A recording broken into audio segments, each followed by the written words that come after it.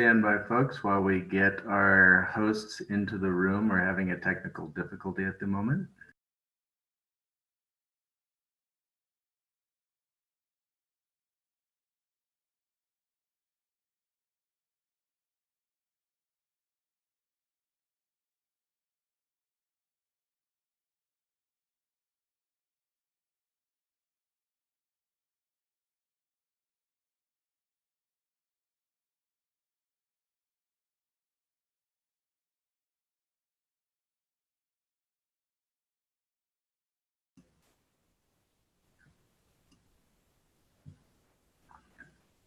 Hello. Good day, everyone. Robert, are we live? We are live. Excellent. Good day, everyone. Andrew, I have to make an apology. Andrew will not be here this weekend. He's not feeling well. In his place, I've come to host the show with Chris from England. What we're doing tonight is a different format. We're going to be taking questions. I need Chris, first of all. Chris, introduce yourself to the panel here. Oh, hi, my name's Chris, and my main occupation for the last 23 years has been the analysis, research, and practice of Taoist influenced arts, Taoist arts from China, and translating them for performance from a movement, also a meditative side and a rehabilitation side, and that's been my main focus. And those last 23 years, and prior to that, I was a performer, acting, classical dance, classical ballet. As a former kickboxer back in when there was no money in it, back in 1981, 1980. So my main preoccupation is the study and research of how to pass on esoteric teachings, seemingly esoteric teachings, and to help people so they can use that skill to apply it to everyday life, and be understandable to a Western mind, devoid of any pseudo-mystical misinterpretations. That's my that's my main role in life, it seems. Excellent. So to our audience, you guys have seen me on the show a few times. My name is David. My background is varied. I do martial arts. I have studied yoga since I was 13, been doing martial arts since I was 7 years old. That's something that Chris and I actually share in common. We've been doing martial arts for quite a long time, each of us, for many, many years. My background also is in nutrition and paramedical fields. I'm an HBOT technician as well. And what we're doing is just hosting the show for Andrew, because honestly, he is not feeling very well. But we're going to try to make the show as exciting as possible. So we're going to probably get into it. I'm going to speak to Chris for a while, and we're going to get some questions from the audience. It doesn't matter what the question is. Please feel free to just put up your hands and we will let you into the room. Chris, we were having a discussion before the show about martial arts and how it applies to everyday life. I want to lead the discussion by saying to the audience that whatever challenge you guys are going through in your lives, that challenge would be your antagonist, whether it be demons, whether it be issues with your parents or whatever. Those are your antagonists, your enemies, or whatever you want to call them. If that is the case, what you are trying to do when you encounter these antagonists is overcome them in one way, shape, or form or another. So my background also covers psychotherapy. I want to hear the most difficult problems in the audience. Please feel free to just put up your hands when we're taking questions. What we're trying to do is cover as many aspects as possible. Chris, we were having a discussion about the martial arts, and you were saying some very interesting stuff, including the issue to do with the martial arts and how it affects your life. What has martial arts done for you personally? Well, the thing is, as a child, what martial arts did for me was it gave me a confidence to to express myself physically. A lot of people probably relate to the fact that sometimes you feel you can't actually speak out, or you can't say what you think.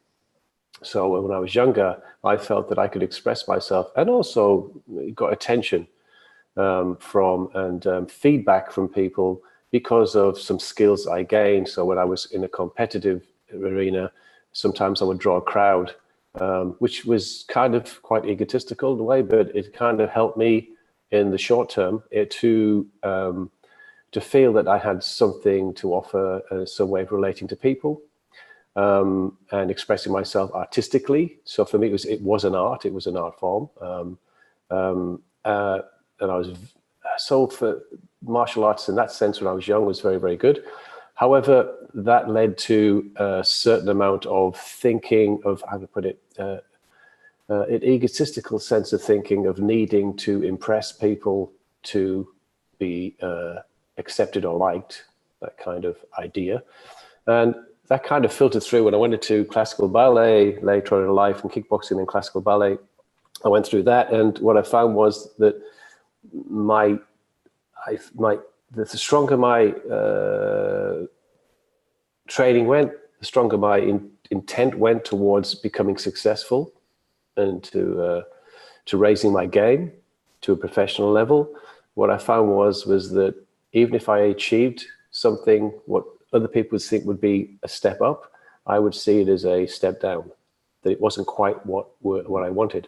So I realized that in terms of martial arts, there's always this kind of promise in martial arts, like a lot of promises and things in life. When you hear about something you want to learn, it can do this for you. It can make you really calm. It can make you superb for self-defense. And what I found, that those things are quite empty, because again, for me, they're kind of generic sound bites that really don't actually tell you what the art really is, which is, as you said, you have antagonists. And quite often we project the antagonist is always outside of us, when really the antagonist is what's inside of us. So the war, the martial part of it, is our own internal sense of beating the crap out of ourselves for not feeling we're good enough, or that we feel that we're not going to survive. So the benefit of, so I think, and hence I went to the internal systems, because it allowed you to work with stillness practices. In other words, what is the meaning of, for example, what's the meaning of Tai Chi? What's the real meaning of Tai Chi? It certainly was a superb martial art historically. That is in the retrograde. And that has a heart to it. One of my masters in China said something very interesting to me, because we were talking about, first I asked him if Tai Chi was a meditation. And he quite flatly said no. He said, meditation is when you sit. He said, you get calm. He said, well, it's two things that the Yang family were very famous for. He said, one, very strong qi, very strong energy, and that equates to strong intent, a very, very strong focused mind. And the other thing he said was interesting, because I asked him about some characters within the Yang family who were noted for being hotheads, or rather noted for being quite aggressive. And he said that Yang Banhao, a famous man in the Yang family, he said his problem was he was a hothead. And he said, really, for your Tai Chi to be very, very good, you have to work with your heart. Now, that does allude to having to calming your nervous system, and then understanding how you move martially inside. So that's the difference between those kind of arts and like external art, is it's how you move on the inside, and whether or not you can feel what conflict is there, whether it be tension, emotional, mental, and then having a framework, a stillness practice to process the stuff that comes up, the conflict that comes up inside. So quite often, if you could deal with the inner conflict, then usually the outer conflict is something, generally speaking, not always, sometimes it doesn't work.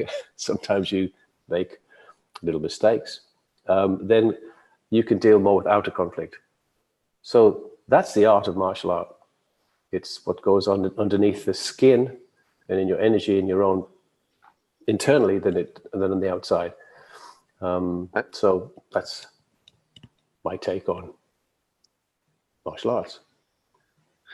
Excellent.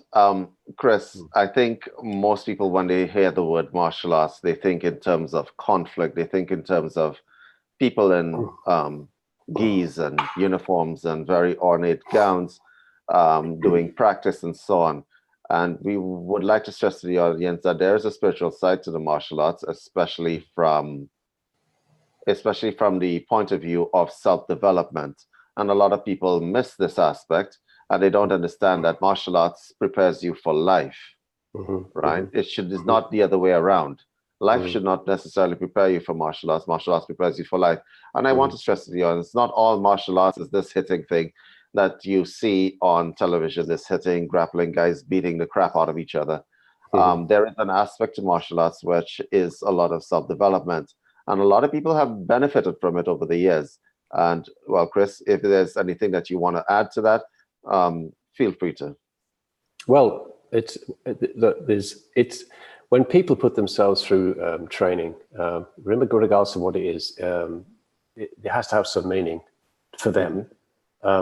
They may miss the meaning because if everyone around you is wanting to make money out of your hard work and you don't, and you get beaten up in the process or get injured in the process, it's a kind of a strange, especially this modern day, it's a strange idea. But the thing is that the animalistic nature in human beings, anyone can train the animal, you can train anyone if you push them enough, you can turn them into machines that become just zombies and people that rage. And there's not an art in that. In my mind, there's not an art in this. The art is actually in having skill, you know. And I mean, if you look at it's a difference. Yeah, well, you have to call it what it is that, you know, that a lot of people have trauma, and trauma people can relate to seeing other people beat themselves up because it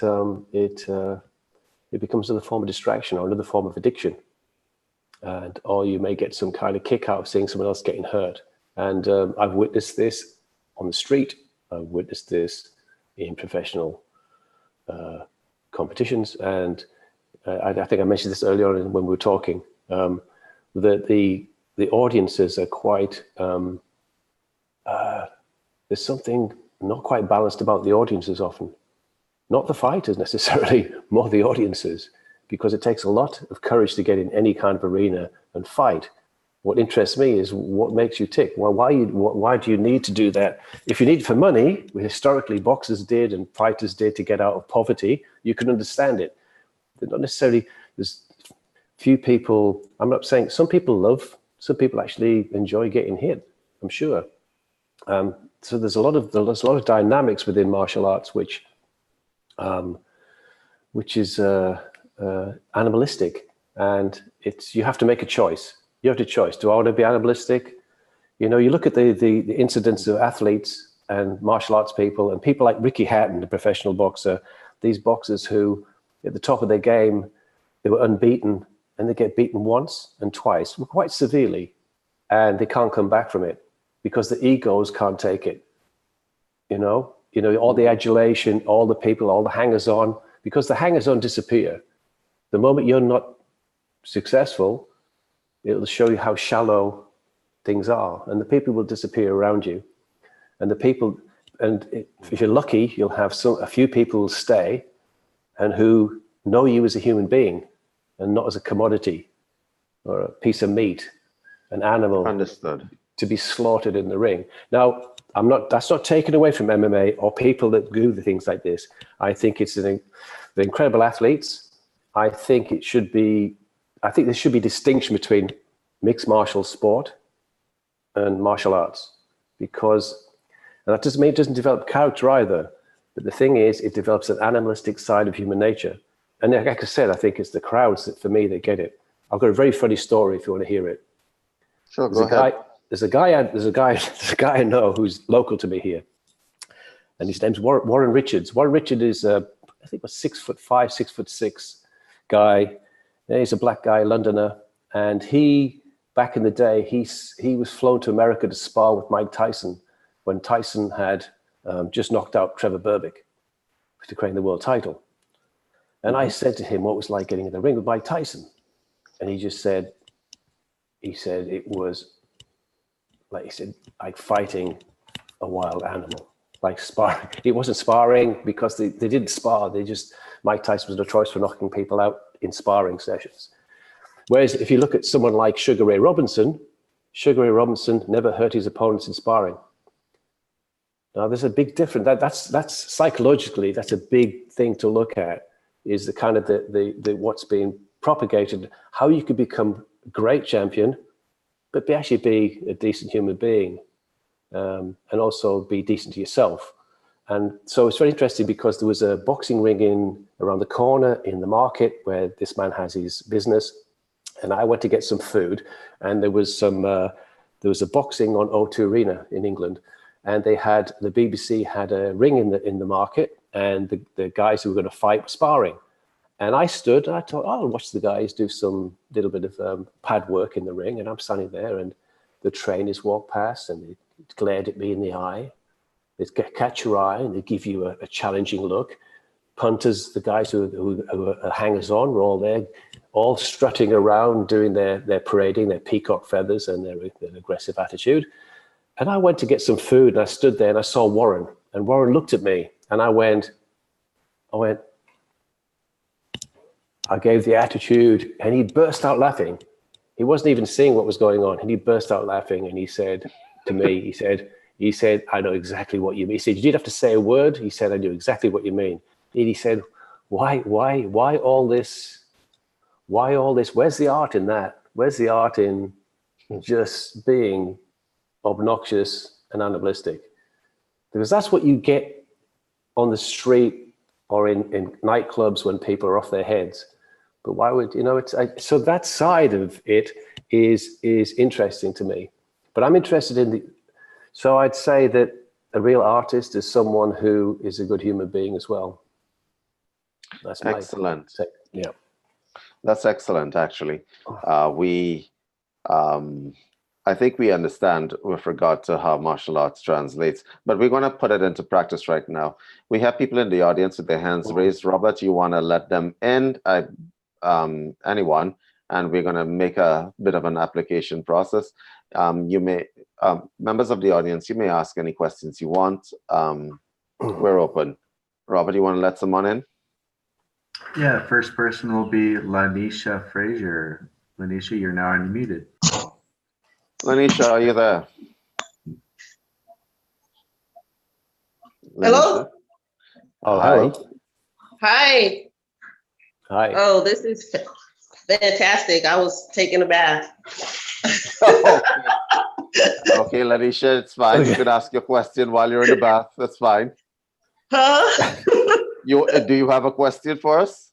I did. I had a question because I know you do a lot of nutritional. I've been listening to you the past 3. Anyway, my daughter, she has a dissociative disease and a disorder, and I wanted to find out what would be good for her brain to help her brain.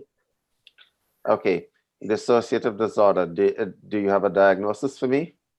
No, that's her self-diagnosis. Oh, that's a self-diagnosis. So what exactly is she experiencing? Let's hear it. Okay, she is experiencing. Gita, what are you experiencing? I have the Andrew Bartzis on the David. Well, I'm not Andrew, I'm David. Andrew Yeah, is actually I just corrected it. I just corrected it. Go ahead. Your symptoms. He's wanting to know your symptoms so we can get some.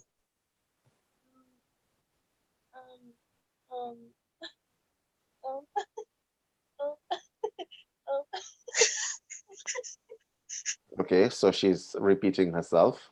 That's one symptom. Okay, so generally speaking, It hurts. Everything hurts. She said her brain. now is that physical pain you're feeling? Is that physical pain you're feeling? Yes. It's physical and emotional. It's kind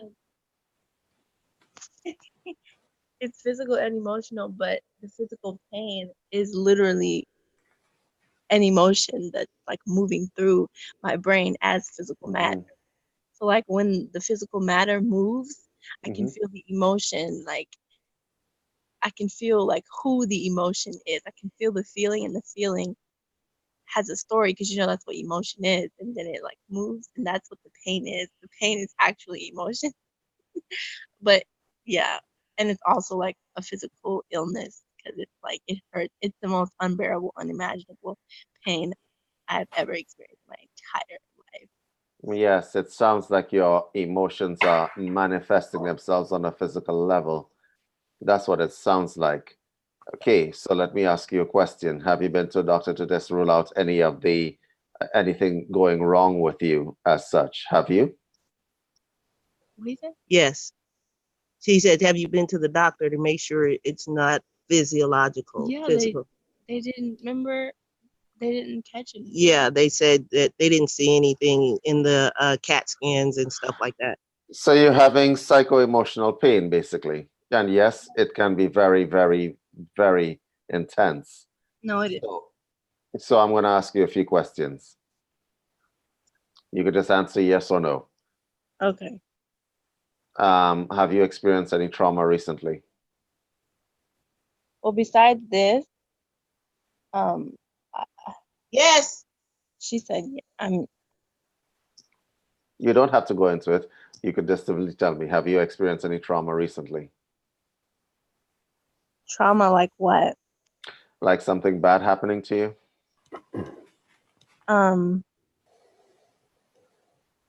No. Have you experienced any trauma that you can remember? No. So you've just had a wonderful life and then you're having psycho-emotional pain. That's interesting. Yes. Yes. May I ask what the trauma was? Because people are saying yes in the background. That's mommy. Oh, sorry. I was trying to put some clothes on.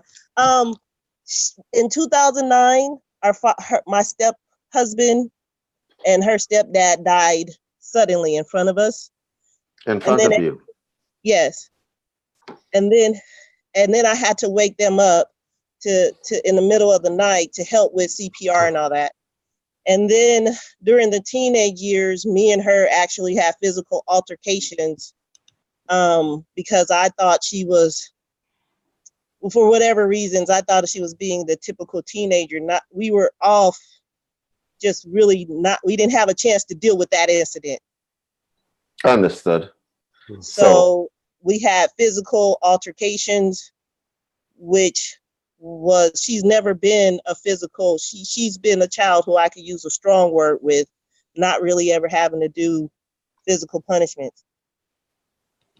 So I know that was extremely traumatic for both of us.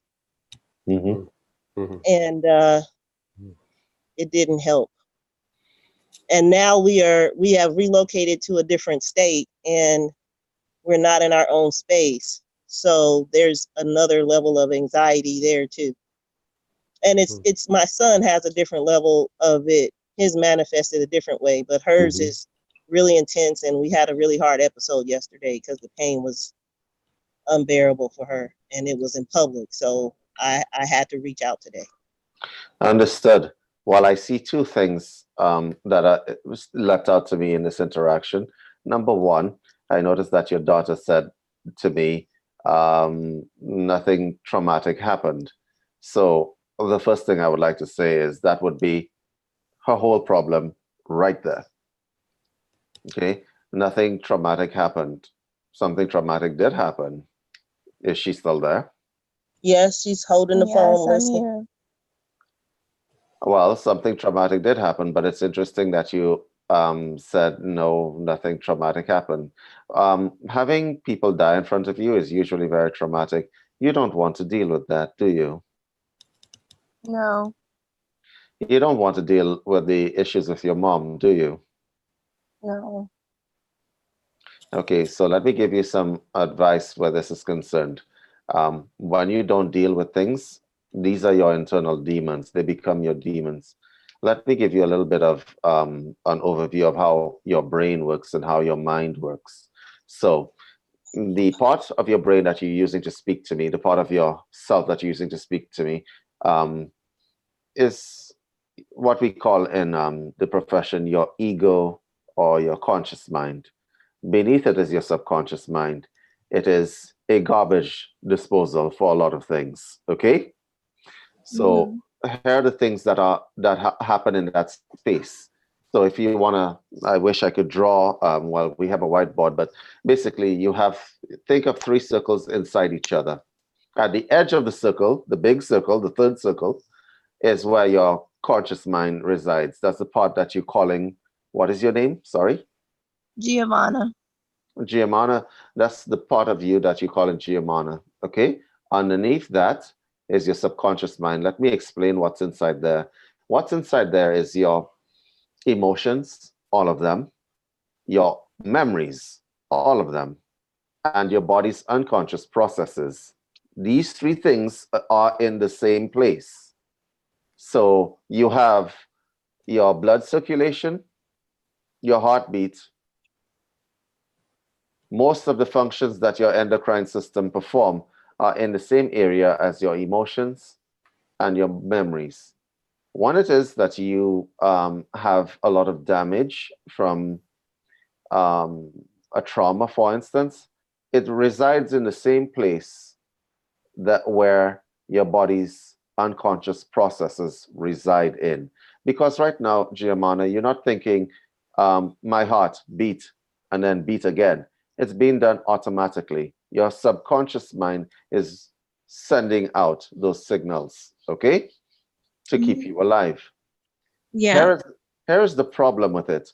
When one thing moves in that area, such as a bad emotional experience, everything else moves in that area. Do you understand the anatomy of the mind right now? Do you understand what I'm saying to you? Uh-huh. Good. When it is that you have any kind of emotional trauma, if it is not dealt with and you don't go through it and you suppress it, it remains in that area of your mind and it festers. It's kind of like burying nuclear waste in your yard. You won't see it, okay? Okay. It's gone, but it festers. It festers and it wants to come back out. It sounds to me like what's happening to you is that this stuff wants to come out. And you need to let it out, because that kind of stuff can actually kill you. Do you understand that? Yes. And I'm not joking, because back in the 16th century, people used to die from grief. Okay. So that kind of stuff needs to come out and you need to deal with it. You really do. Because the pain is not going to go away. It's going to get worse. Okay. And when this stuff happens, you're not going to be ready to deal with it. Now, John deals with this kind of trauma in his practice. Chris deals with this kind of trauma in his practice. I want him to chime in here. Chris, what is your take on this? Well, yeah, of course, I concur with everything you said, that layers of things that we, experiences that we suppress, then they, like you said, they fester, and they will have a strong effect on a major thing that you mentioned there, is that the body holds the tension, and also you create, and it just even the suppression is going to create a blockage which will manifest physically inside, and you can get physical symptoms from this. And so it's imperative to either to contact with those things, those feelings, and to learn to relax with those things, and so certainly to accept that there is something going on unconsciously within oneself, and that one needs to release somehow, find a method. And there are various different methods that people can use for this, depending on their circumstances. Methods to relax, because and to make and I think it has to be under the circumstances, in this particular circumstance, that mother and daughter need to really support each other in this, so that you both help each other with this aspect of grief, and allowing yourself to realize that everyone has this. Everyone's in the same boat. Everyone has these suppressed events. My mother had a similar incident, and it's very, very traumatic, and it's imperative to do something. Otherwise, like you said, in the long term, it can lead to further problems. And the longer you leave it, the deeper it sinks in. It creates an erosion within your mind stream, within your subconscious, and what happens is you develop a rut, an erosion. It's like if you're unconsciously thinking and of these events, if they're arising, and you don't like the feeling that's in the body, the feeling and the emotion are the mirrors of themselves. So it's, like you said, it's the same thing. But you create an erosion. So the more it continues, the deeper you get, and then the harder it is to climb out of the pit that you're digging yourself into. Although you're not doing it consciously, it's imperative to do some kind of technique, whether it be learning how to breathe, how to relax. I mean, it could be simple techniques as well. Simple things like, making sure that you put yourself in an environment that's very relaxing, and be around people that be supportive as well. So I think that it's important for the mother and daughter to really support each other on this. Yeah, that's what I was trying to get suggestions on. I was thinking maybe using flower essences, because they are gentle at peeling away the layers of the onion. And I just started her on a right frequency with using all the frequencies below 10. Could I ask you? Could I just say something there? Could I ask you what state you're living in?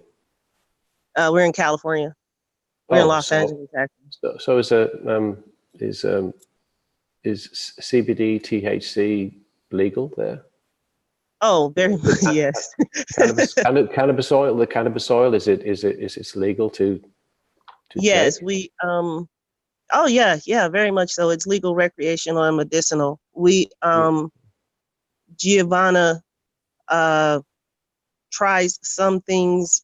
It's been a kind of a back and forth. If I can let her tell you the experience, my experience on this side has been extremely frustrating, because I do these things and I've offered so many different things to try to help, but there's always resistance. So we've tried cannabis. She's not going to take the pharmaceuticals. She's already been hospitalized. We tend to do things a little bit more natural. So now that's why I'm doing the right frequencies on a blanket, because it's less evasive, and she can just lay there and try to get it in that way. May I make a suggestion? Go ahead. Yeah, go ahead, Chris. No, go ahead. I just wondered if you're no, you go ahead, David. Okay, so I just want to say something here. Her emotional state has been scarred. The reason why you would get resistance is because she doesn't necessarily want to face it. You got to do the internal work, because you got to do the internal work. She has to talk about it. She has to get into it. I just asked her, is she still there? Giovanna, you still there? Yes, I'm here. You're going to have to start talking about this stuff. You're going to have to start talking about it to your mom. If you do not get it out and you don't do the internal work, there's always going to be a resistance, because I can give you 1,000 suggestions and 1,000 nutritional supplements that could help you get over some of the pain, but I don't want to necessarily mask the symptom. There is a root cause, and where it starts, you need to get to that root cause. And that may mean that you may have to be brave and have to actually face the emotions that you're experiencing, because they're going to come out whether or not you let them out.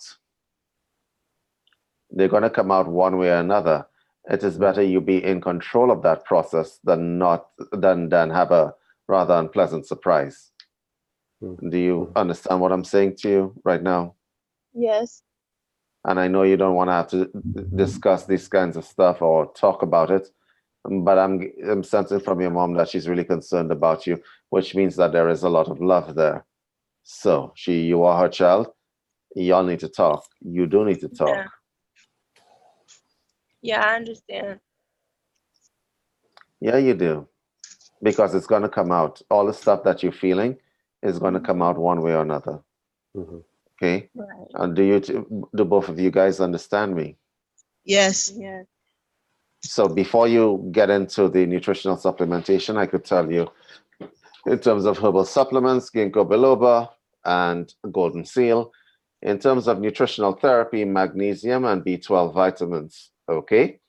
I could give you this mechanical way of dealing with it. You can calm the pain, but the original problem was started in the mind, and it needs to be dealt with in the mind and the spirit. Okay, you are still hurting. You need to get it out. You need to talk about it. You need to speak and let it out. You need to cry. You need to get that stuff out of yourself. It is poisoning you. It is poisoning you quite a bit. Do not let your inner demons rule you. Okay? You need to take control of that healing process. You do. Okay? Robert, so we need to go on to the next caller, but if you guys, I wish you would call in probably next week and let us know how that's going. But please, just take my advice where this is concerned. I've seen this many, many times before. And when it reaches a stage where your emotions are literally pushing out of you into the physical, it's something that you really need to deal with. Okay? Okay. All right, Robert, you want to give me a next caller, Thank you. please? You're welcome. I think next caller is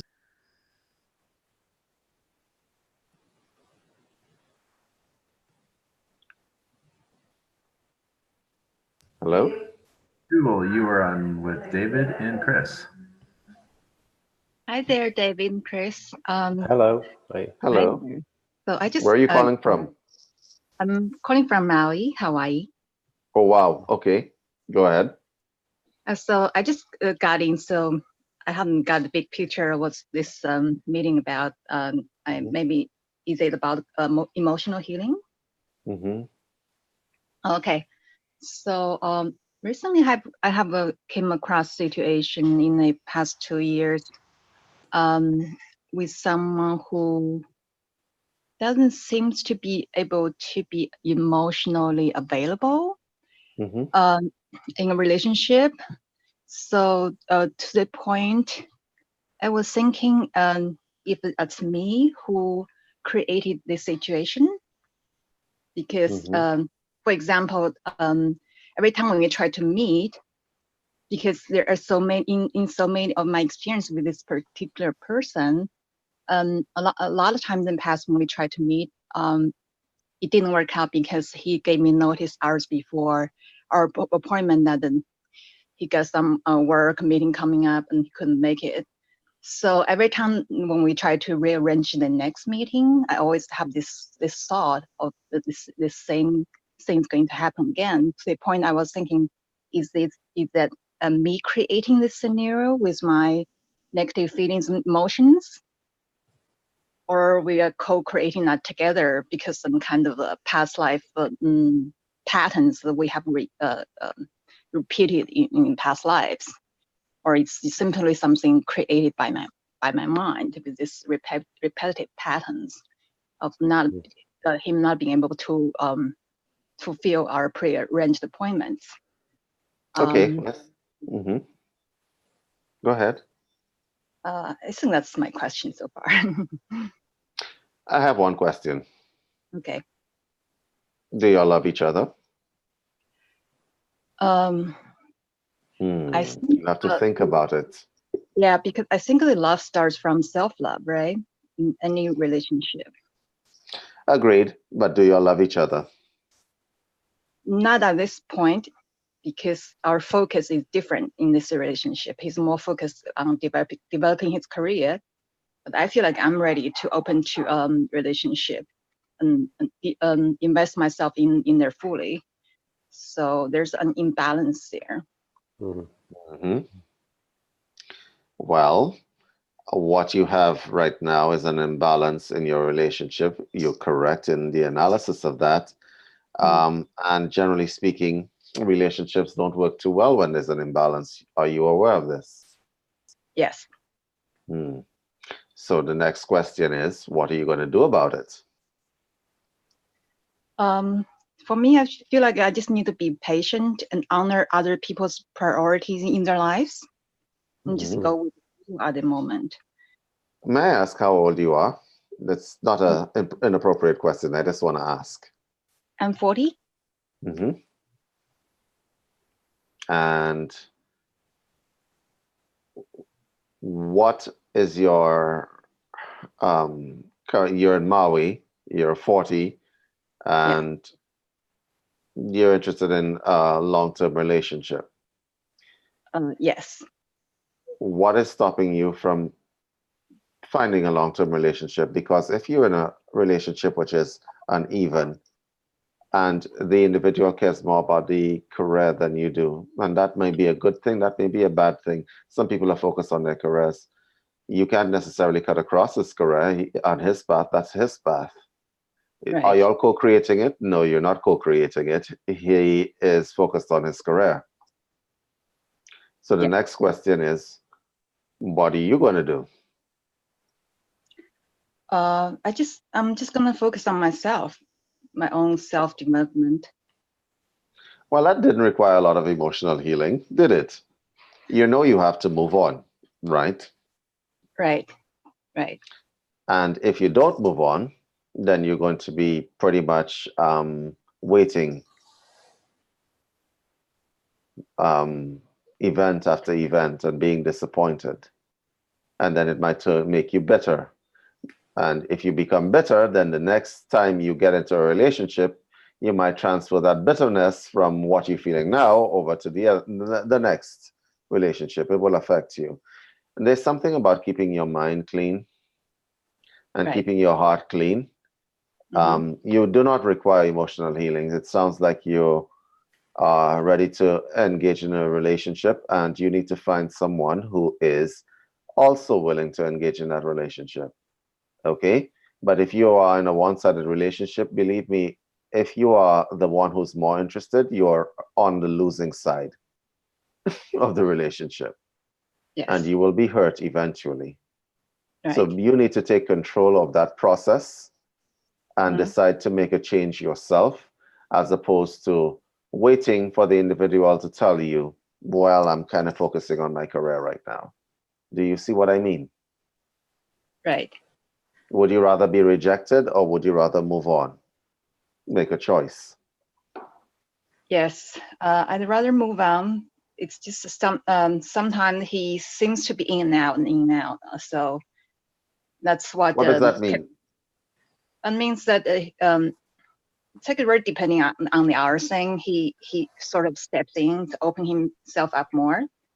And a lot of time he just seems to be so focused on whatever he's doing. And he's in the film industry in Los Angeles. So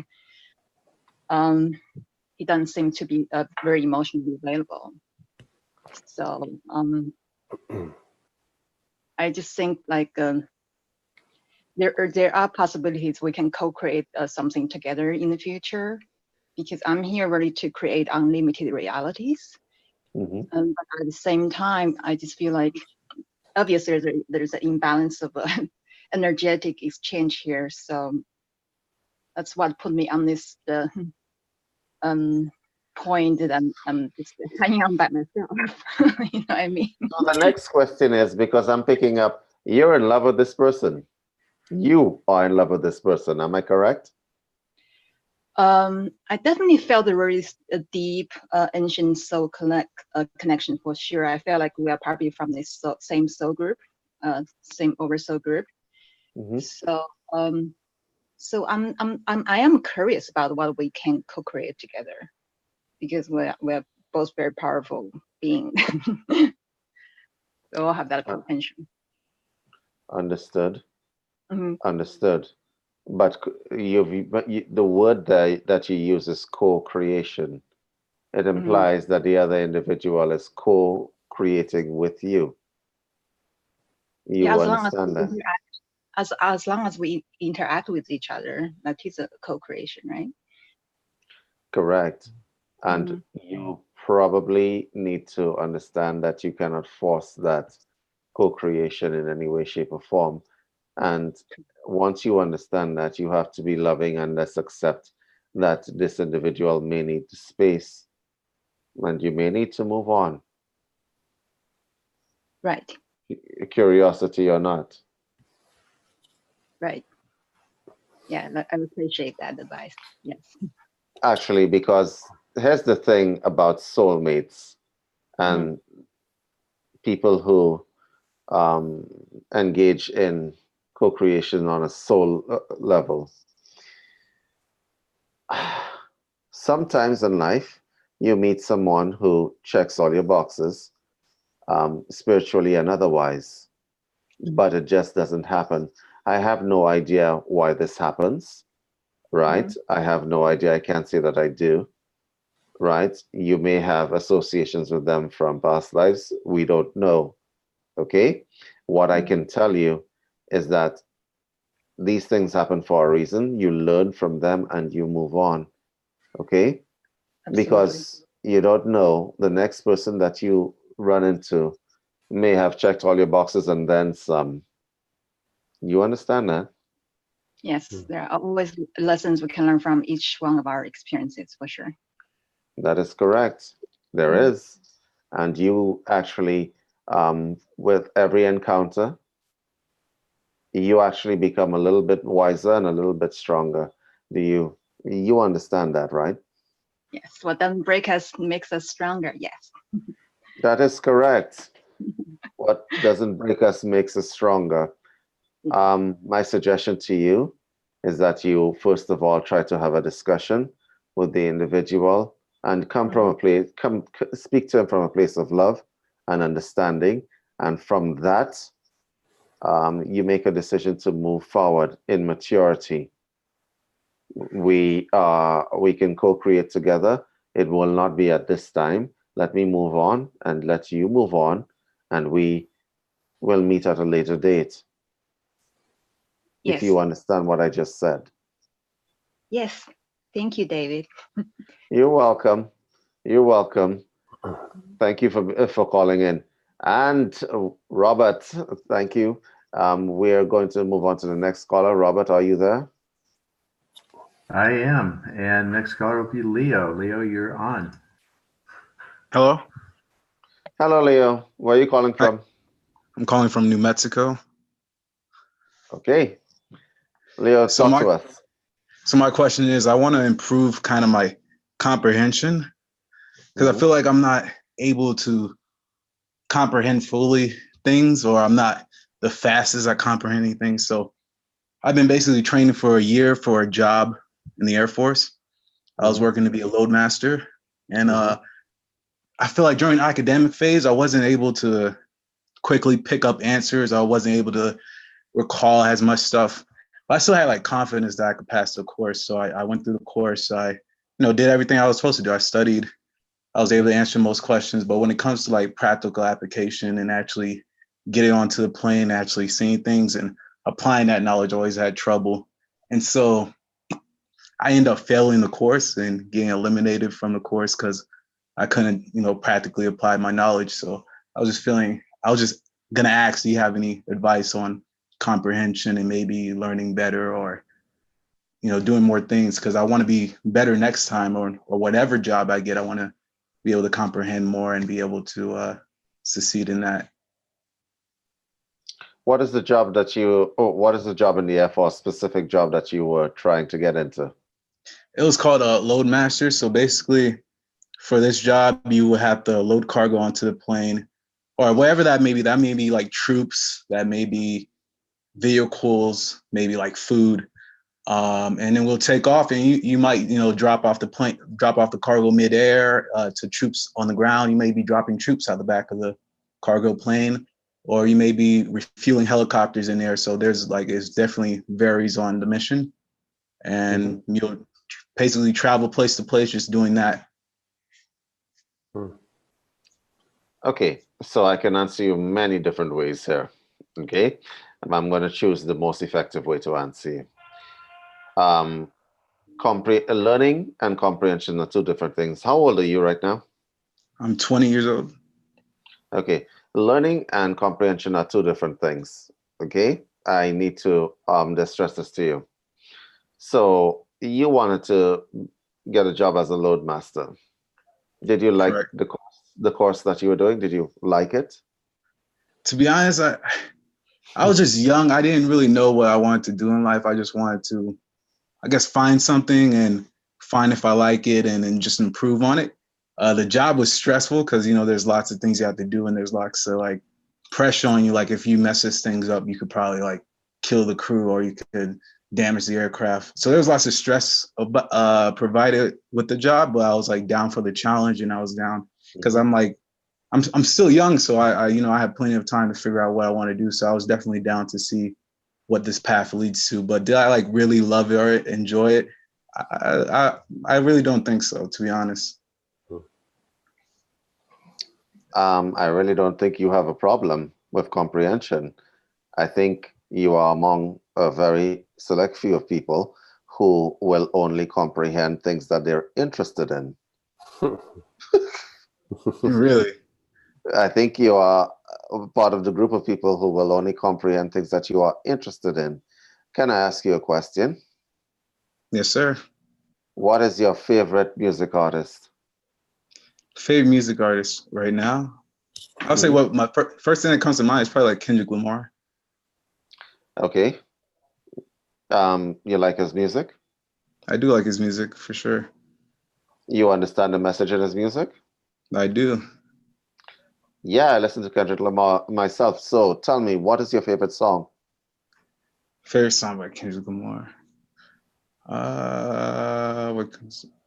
Honestly, his old album. There's an album called To Pimp a Butterfly, and I could just go through that album and just listen to it whole because it's just the music and how it flows and just the overall message and how he ties everything in.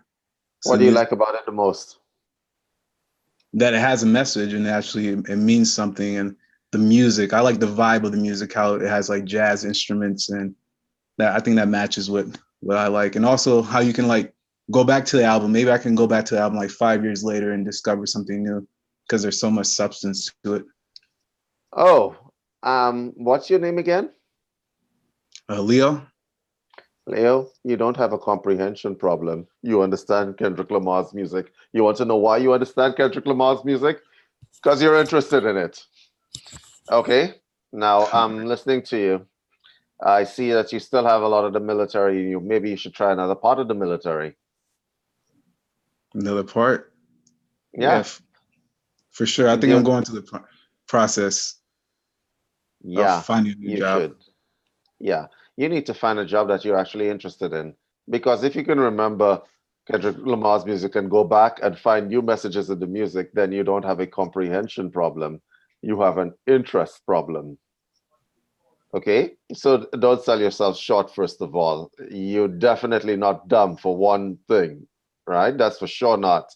All right. But you don't think that you're not ingesting things. Let me give you an example on my own skin. So I always hated law myself. I tried to avoid it like the plague. I wasn't interested in it. 20 years later, I found myself in law school. 20 years later, okay, because I was interested in it now, okay, and I absorbed it easily. So I can tell you, because you're kind of like me in that way, if I'm not interested in something, I'm going to have a difficulty. It's kind of like dragging a truck up a hill, really, in my mind, right? You don't want to have to do that, right? So find something that you're actually interested in and follow that thing, okay? If you want to excel, it sounds like you want to actualize yourself and be better. Okay, honestly speaking, going to stuff that you're not interested in or stuff that you can't make a long-term commitment in is not a good idea. It's just not. Okay.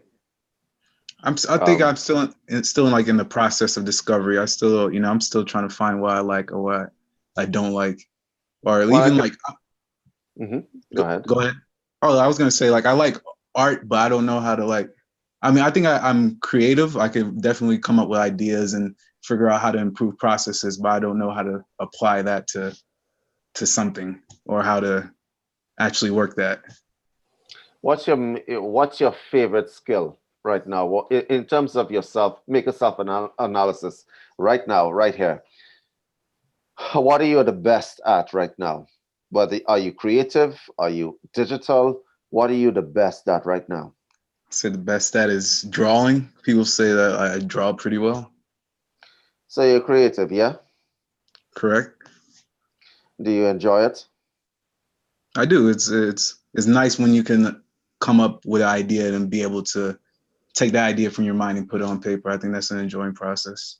Would you like to work in the private sector or in government as an army or Air Force? Honestly, I like to work private is like the ideal thing, because then I could, I feel like if you mean by private, like owning your own business and being able to do things that way and work with businesses like just between you and the business, yeah, I definitely could see me doing that. Yes, so you've just narrowed down your options considerably. So you can draw well, develop that thing, and go forward with that thing. Okay? Like right. John, like Chris there. Chris? Hello. What is your passion? My passion is actually finding out exactly what I'm interested in. That's my passion. I can't study anything at all that I'm not interested in. And so I'm interested in movement. I'm interested in meditation. I'm interested in how to open up the energy of my body, how to focus more, how to help other people with injuries, and how to move and how to meditate. So, and seeing people change who are very ill, and that's my passion is what I get a kick from seeing people who take the reins and responsibility for what they feel and think. That's my passion. Chris? Because I'm interested. Yeah. Chris, would you consider becoming a load master on an aircraft? Oh, would I be a load master? Do you know what? It's no. That's funny. No. You get the point, Leo. Yeah, you get the point. Right? Once you get that point, there's nothing wrong with being a load master. There's nothing wrong with it. But if you have a skill that people can actually see that you're good at and you enjoy it, then go forth with that skill. You understand? I like the way you put it, for sure. All right, Leo, I'm going to let somebody else into the room, but thank you for calling in, okay? Okay, thank you. Robert, hit us with another caller, please. Okay, before we do that, just to let everyone know, tonight Andrew is not feeling well. We have David hosting the show, and our special guest is Chris Chappell. Just wanted to put that out there because we're getting a few questions in the chat room. And our next person will be Alfredo Torres. Oh, goodness. Awesome. Hey, Alfredo. Yes. Where are you calling from? Austin, Texas. Excellent. Go ahead. Oh, man. Get nervous. Okay. So, yeah, like, there's something I noticed over the years. Like, I've been, like, getting busy, getting older. I know when I was younger, like, I used to bike, like, a ton, like, all over the place. And I had a very deep breath, and, like, I could get, like, really high on oxygen. But, like, as I get older, like, I feel like it's something I have to work towards, like, way harder than I used to. And I feel like my breath is getting more shallow over the years, if that makes any sense. Like I can meditate and I can work towards getting that like that high on oxygen, but I really, really have to work towards it. And like, it's not as easy as it used to be. I was just curious to know, like, from your expert opinion, what I could do to, I guess, open up that deep, deep breath that I used to be able to achieve more easily. I'm going to turn that question straight over to Chris. Chris, advice. Interesting. Hi, Wes. Actually, it's a very interesting question. The reason you basically have created deep oxygenation of the body through intense exercise. And the thing about intense exercise and cardio like that is that you're producing basically it's just a fast heart rate. So you're pumping blood through a body that is working very intensely, which means you get a lot of lactic acid. You get a lot of kind of tension that builds up through the exercise itself. Now, of course, if you get older, if you keep working your body externally like that, you work your limbs that strong. The problem is that you get a long-term fatigue, your body starts to age, and the tensions and also the habitual imbalances you have start to take their toll the older you get. So my advice would be, can I ask you a question? Do you still cycle? Yeah. You still cycle? I wish I could, honestly, but right now, I have 2 kids and I have the parent lifestyle, so it's okay. It's something and I mean, I have an active job, but I'm definitely not. So obviously, the thing is, you obviously intense cardio like I used to. Yeah. You do feel that you got a great deal of. It must have psychologically helped you to have that much oxygen. I mean, do you miss that? You miss the feeling of that? Yeah, I don't know. Just when I was 19, 20, I just every day, I was just ecstatic to live, high on life, it was just crazy. And then nowadays, I have to meditate. I have to do practice in order to get back to this state. I guess it was the physical activity and all Well, yeah. I mean, it's getting that extreme high state consistently every day is definitely not as easily as achievable. Well, it's kind of the thing. The thing is you're basically getting high on chemicals that are produced from intense exercise. And what it sounds like, I'm not saying this is definitely happening in your case, but what can happen is that you can get a sense of a bit of loss or depression or from not having the chemical rush you get from intense exercise. And I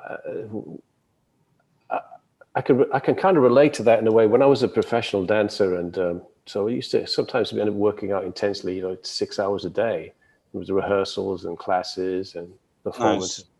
And so the thing is you get these highs, and you've got a little bit of a problem when what happens is that you wake up and if you missed a class, for you it may have been you missed a cycle ride that day through circumstances, and you immediately feel a bit depressed, or that you don't feel as good as you did, and that lack of that feeling is quite a problem, and it's really a little bit of an addiction. So I would probably say that the intense exercise helped you to alleviate symptoms of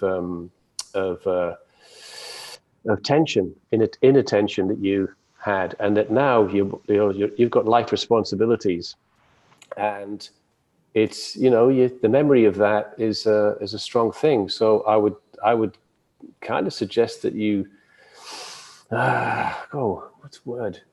Find maybe a more something like even like a yoga or something that you can do, some kind of little routine that you could do, which can kind of to increase your cardio somewhat. Again, your circumstances may be that's not really possible.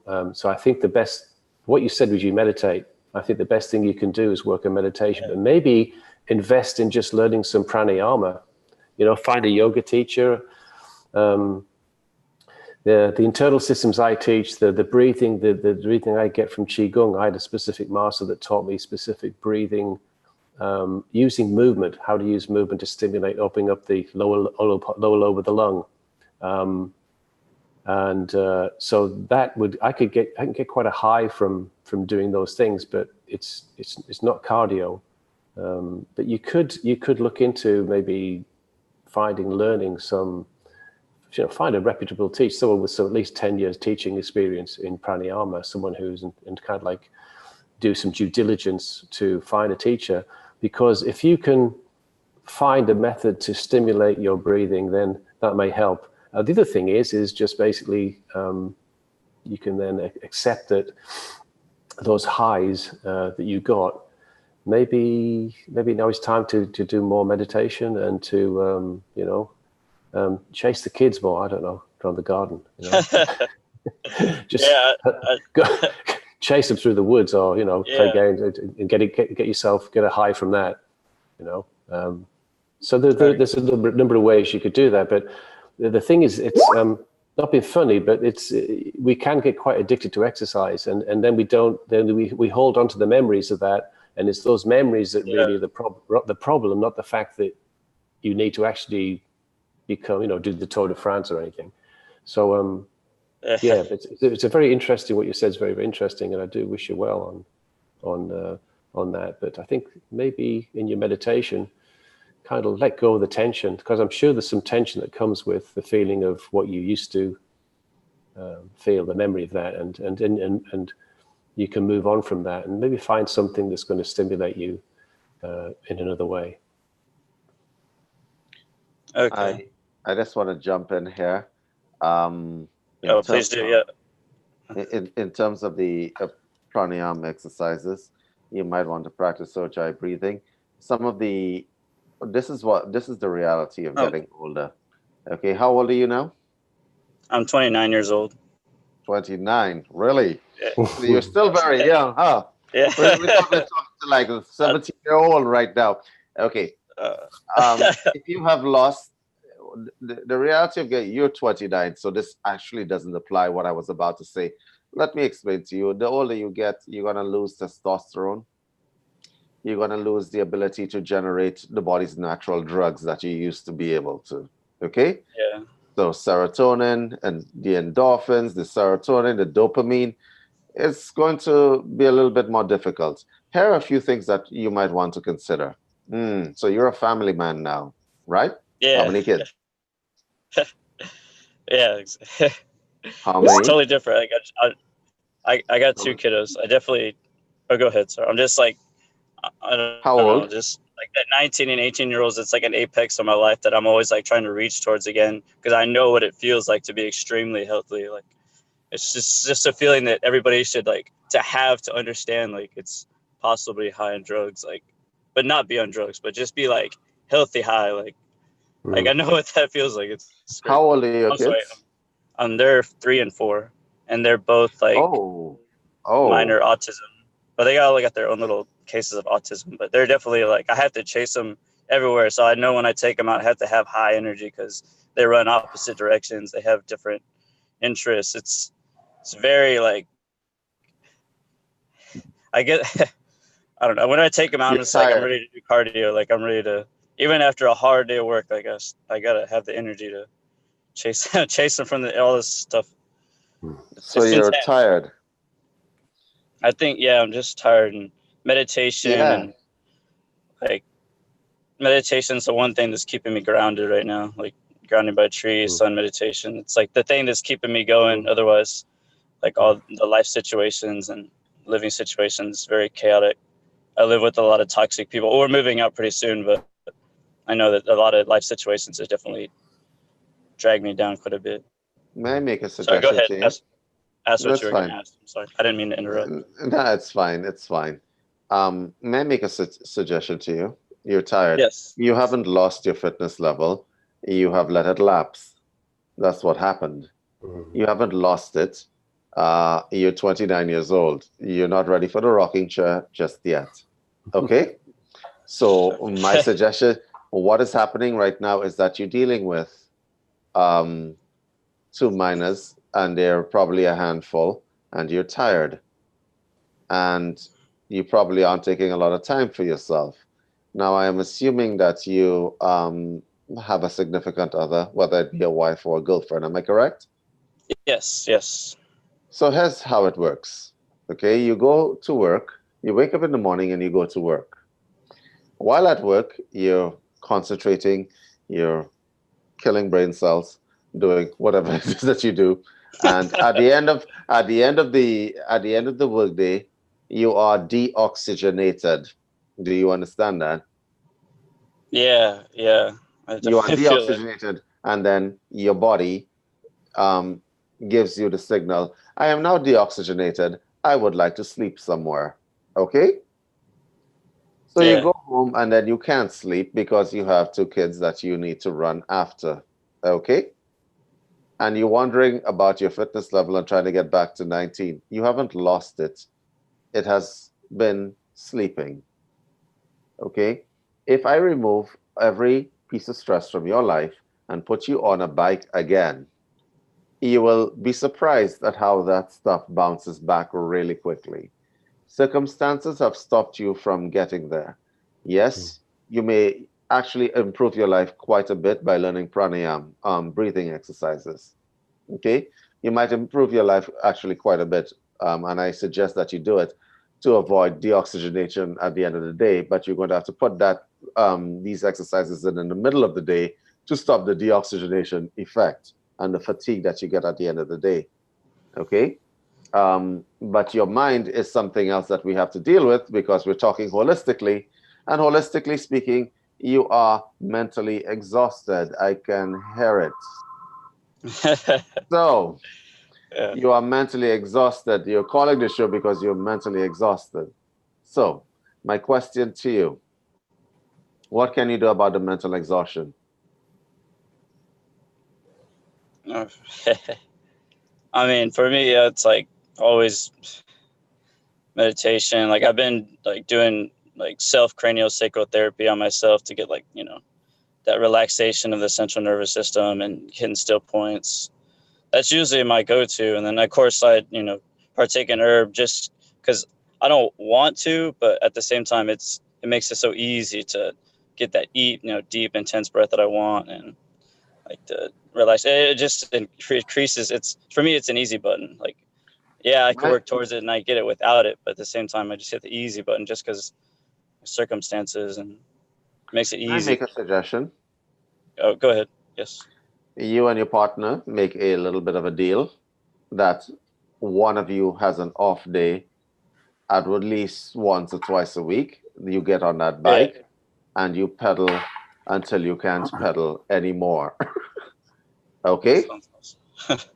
Right? To get a day off, get on that bike, you take a day off, and you give her a day off as well, because, you know, reciprocity is wonderful. Yes. All right? Yeah. And you get on that bike and you be determined, because you see your kids are very young and they won't be a Yes. handful all of the time. All right? 5 or 10 years from now, they won't even want to see you. Why are you in my space, Dad? Right? Why are you in my space? And then you're going to have lots of time, but you won't have the fitness level that you have at 29. So my suggestion to you is that you take the break and you take care of yourself and get on a bike, pedal away and pedal. You'll be surprised how fast your fitness level and your health comes back. Okay? Make sense? Okay. Yeah. Yeah. That's, All right. sounds brilliant. Okay. Just try it. And in terms of nutritional supplementations, I like to be very thorough when I give people advice. So I'm going to give you Yeah. advice. I'm guessing that you're not eating properly. I'm going to just put that out there that you're not eating properly. Are you? I mean, it's a living situation has limited my methods of intake of all sorts of things. So to me, I don't feel like I'm eating as optimally as I, could have used to. So I definitely cooked a lot more, but living situation. But I always have my green smoothies. That's at least one thing, of course. If for home cooked meals, it's like always the closest thing I could find in Austin. There's, you know, pretty decent places I can go to, but not cooking as much, but definitely taking in decent green. It's not as whole and as balanced as it should be. Yes, No you doubt. see, this is what happens when you have kids that are young. You quickly, whatever pinnacle of fitness that you're on, will get chipped away really quickly. That is a Yeah, statement of fact. Okay? beyond that. So you need to negotiate with your partner to have days off to bring yourself back up. First of all, plug in the pranayam and definitely eat properly. If you've been on that height of fitness, you already know what you should be doing. I don't need to tell you that you need carbs before you train, and then you probably need the protein afterwards. I don't need to go through all of that, right? Yeah. So No. what I'm going to suggest that you do is clear the space. You need to clear space because a lot of people think, well, I have kids, so I must do this, or I must do that. Yeah, as I told the parents on 3 shows now, I'm going to tell you right now, put your own oxygen mask on before putting it onto your kids.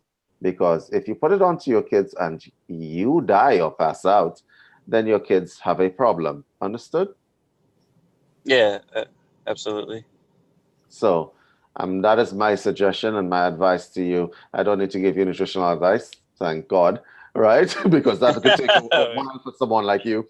All right, I don't need to give you nutritional advice. I can only give you advice in terms of the logistics of your living situation. If you give yourself just 1 day off, you can start bringing back that fitness level. If you were at a pinnacle of fitness, then you have your body remembers where it was and wants to do the reset. Okay? You just need to give it the space and the time. That's it. Mm-hmm. So simple. I just want to ask a small thing. I'm like super, inspired to do a hyperbaric chamber, but at the same time, like, would I benefit from it as much as, or would it be, I don't know how to say, would it be worth it to like do a session or two at the hyperbaric chamber?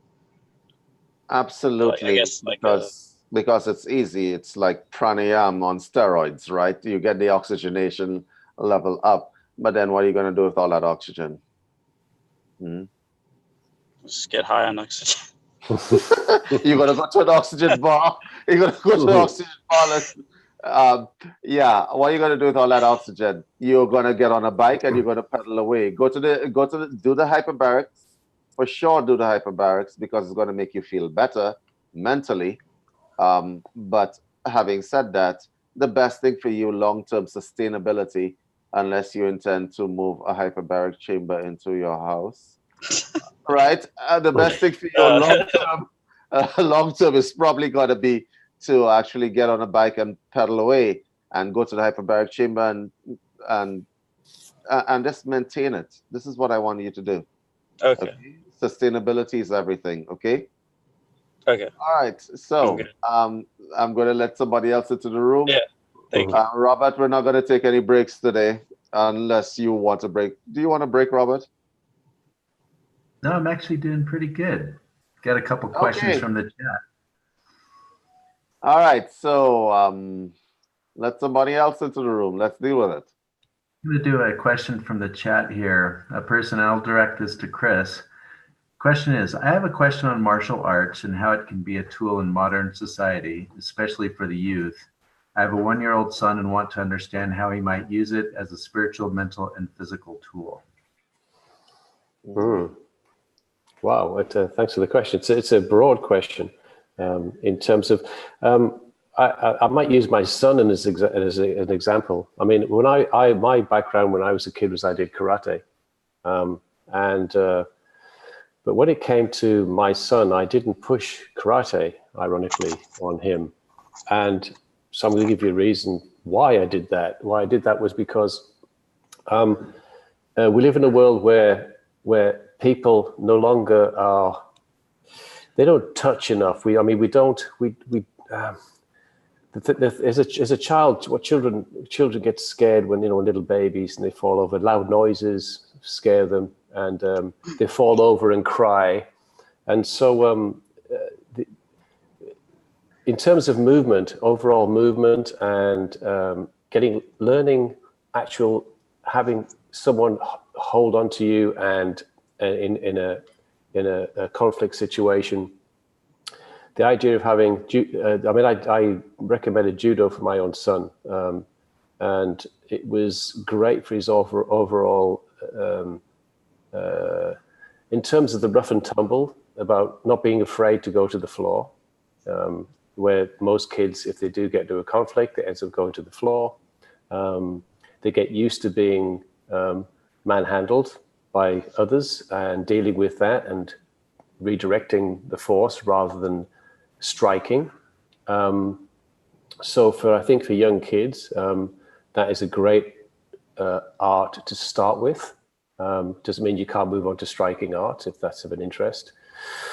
And it builds a character, it builds a camaraderie. And so my son went on to fight at national level in the UK, but to watch his character grow, to watch him dealing with new people, new situations, and the camaraderie and the team building that went on with that. And I think it's for children, I think a martial art is very useful to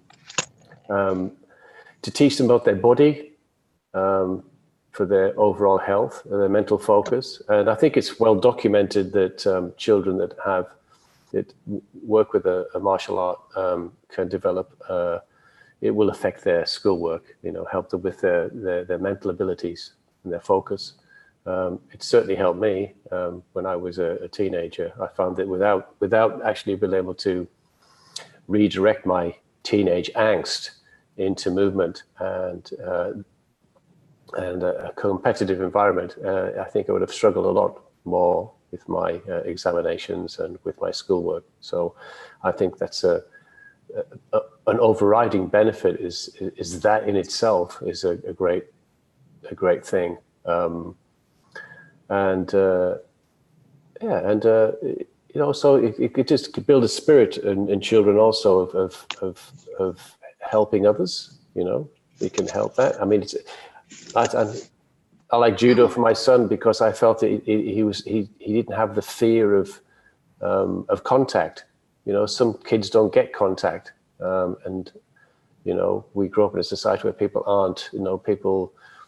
They don't massage themselves, let alone have someone else kind of touch them or interact with them or dance with them. Equally, I think that things like dance is a very, very good art for kids to learn.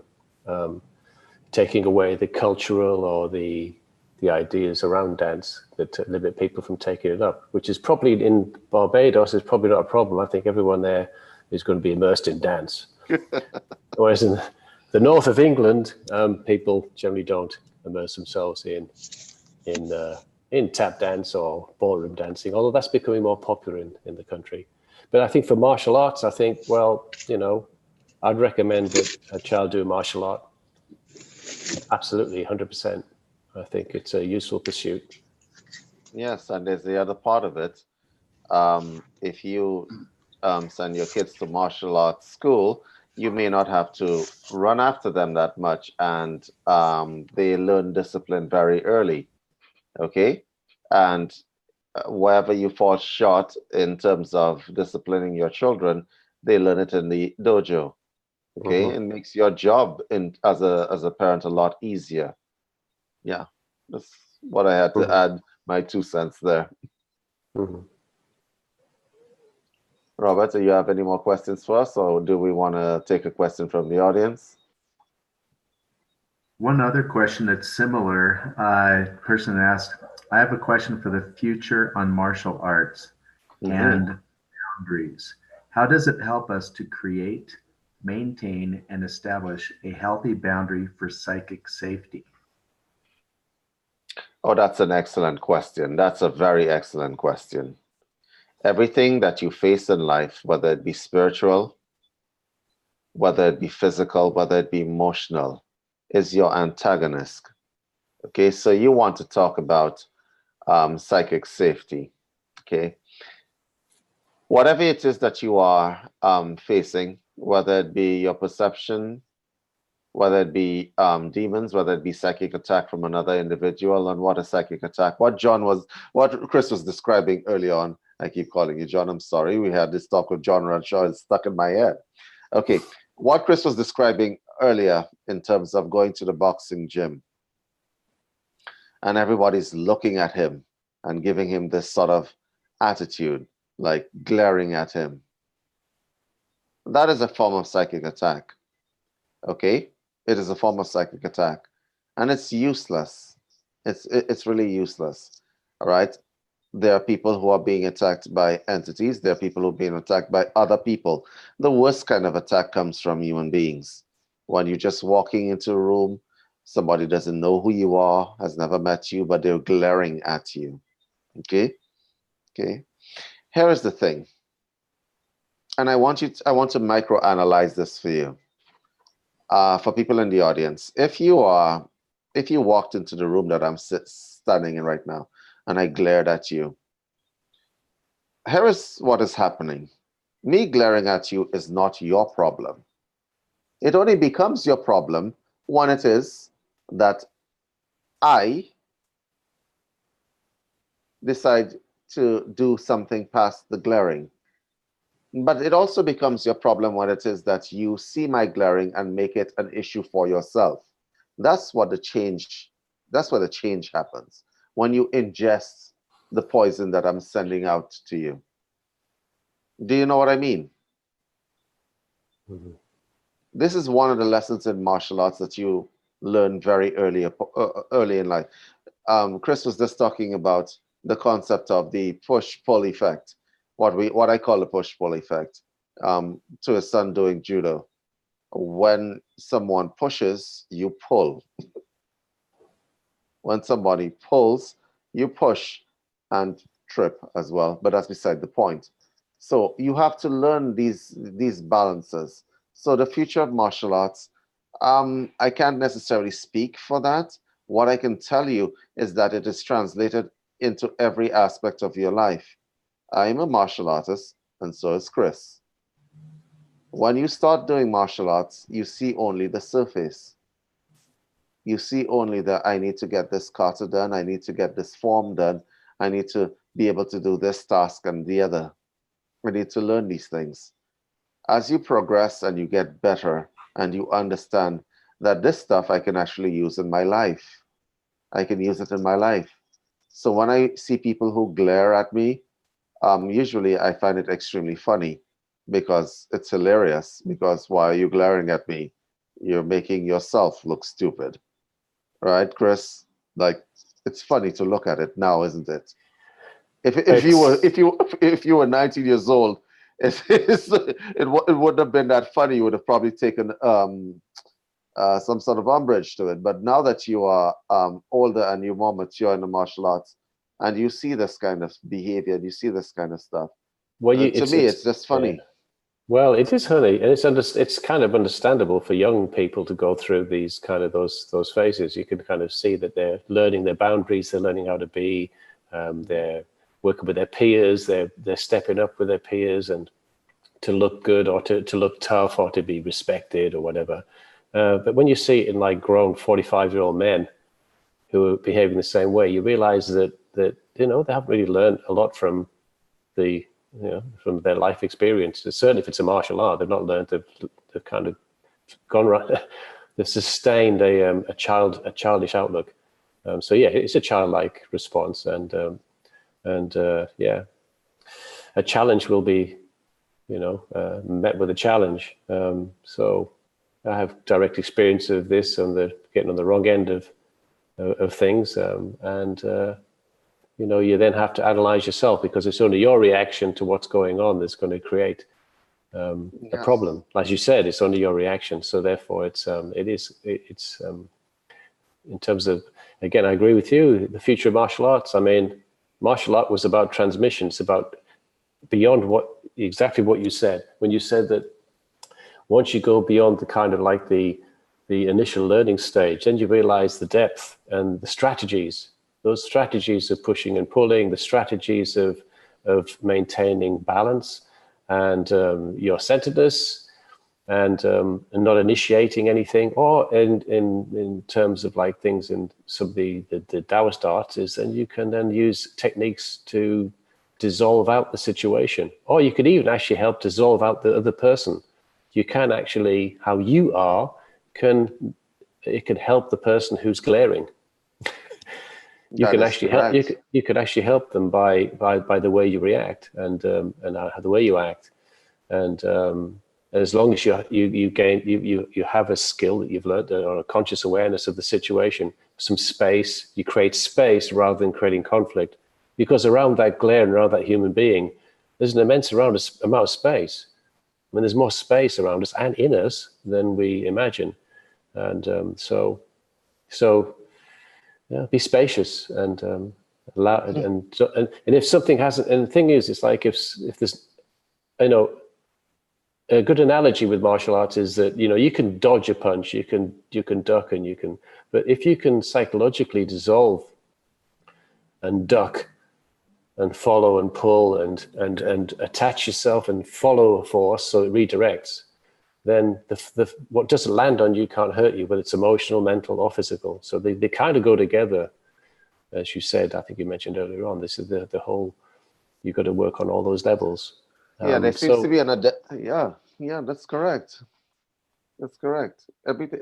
Sorry to cut across you. No, it's fine. It's fine. Yeah. No, there was a question earlier on that which tied into our question. Does the competitive aspect not take away from empathetic ways? That's Lillian who asked that question.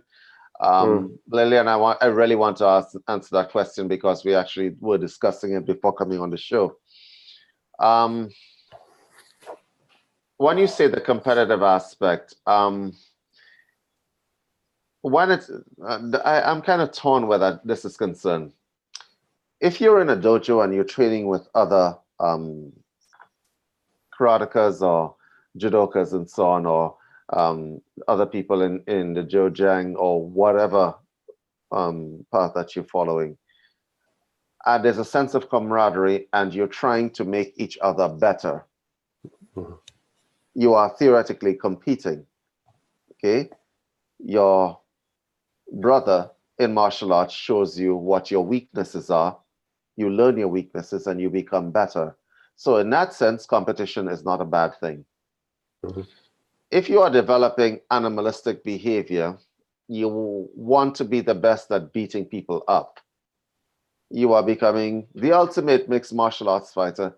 One thing you must understand, there's always somebody more animalistic than you are. But you want to be the complete animal. Okay? You want to be the alpha male person and you want to go out there. And Chris and I were actually discussing early on that mixed martial arts competitions, what you call competitions, they don't actually reflect what reality is. Okay? The reality is you can be the strongest animal in the world and a little bald fat guy from Texas, or a little bald, let me not give a particular place, a little bald fat guy from Iceland might get into his car and run you over. What was all the training about then? That is not what reality is. Okay. So in terms of yeah, go ahead. So I just make a point of that. It's the thing is that you can like reality and life are very different. Is that as a friend of mine who was involved heavily in martial arts in the north of England, and there was a jiu-jitsu champion, was a Brazilian guy, was over, and he was in the area and he was teaching, and apparently very, very skilled. And he was so this guy was a champion. He had his skill, and he was in a chip shop, basically a takeaway shop in Grimsby, which is now famous for the film Grimsby. And this guy was in the chip shop, and he got into an argument with a young kid who was 15. And your skill isn't, the thing is, if your skill isn't situational, and if your awareness drops, you can be the skilled person in the world, and you make one, how can I put it, you look away at the wrong moment in the wrong situation, and a young kid from Grimsby who's 15 knocks you spark out on the floor with one hit. Then it's reality is not the way that you think, and life isn't a martial arts movie. Life isn't the adulation of an audience. Is that you can be in, and plus everyone has a bad day. Doesn't care who you are. You know, you have a bad day, you're feeling off, and you could have the greatest technique in the world. I don't care who you are. There's always someone who's bigger and stronger, who's more up for it than you, and to catch you off guard. So I think competition is very good to teach you your weaknesses, so you can learn for yourself. You can then move on as a human being and test your skill, and you agree the level of intensity in your sparring sessions. You can agree to that, and hopefully you don't the animalistic bully side is stopped and negated. So excellent. Yeah. Agreed. Robert, you want to let some people have had their hands up for a bit. You want to let them in? Next person will be Phaedrana. Phaedrana, you are now unmuted. Hello, Phaedrana. Hello. Going once, going Phaedrana, twice. are you there? Okay, moving on to Susan. Susan, you are now. Oh, Susan, I can't unmute you. Susan. Okay, let's move on to Sylvia. No. Hello, Sylvia. Oh, hello. Ciao. Do you hear me? Yes, I can hear you, Sylvia. Go ahead. Okay. Where are you calling from? I just Waiting forever. I'm from Croatia. Croatia. Okay, go ahead. Yeah, I just before a few seconds wrote a message in a chat so I can read it. About Bagua. It is attractive to me, but when I tried to understand it, it was hard in the beginning because elements and sides on it are not typically standard. They're completely different from as I used to, like south fire, west water, and you know. So can you maybe explain that? And I noticed in some other Asian, I don't know, things, it's also something more complicated like that. So I would like to understand that, and if you can say something interesting or something more about it. Okay, could I just clarify the question for you, for myself? You got a problem with different styles of Bagua Zhang? The styles that you're saying, they seem to be. Am I right in you thinking The elements, elements. Yeah, as in, yeah. Put it differently. For example, as I remember, on the east, it is not air, it is something else. They have other elements on the same sides, if you understand now. Are you talking about the 5 elements? The Hsing, yeah, the 5 elements. So different than, so you talk, are you talking about the, in terms of Bagua, you're talking about the divination of Bagua? You know, is it divination, the Bagua? Or are you talking about Bagua Zhang, the martial art? Because no, I was thinking on the symbol. On the symbols, okay. On the 5 elements of the symbols of Bagua. You say that is to do with the, you know, the art of divination, and so in terms of the elements of earth, water, fire, air, metal, in the Chinese model, wood, in the Chinese model, you have a metal element is connected with air. So whereas for example, in the Tibetan element, they don't mention the metal. So the different systems will, so that metal is considered an element within the Chinese model. So sometimes these things do differ. But and what is your interest in Bagua? I mean, if you read in terms of the I Ching, have you studied the I Ching? or read the I Ching, the Book of Divination? Yeah, I know just a little bit about it. But, Yeah. Is that your interest? Your interest is in divination?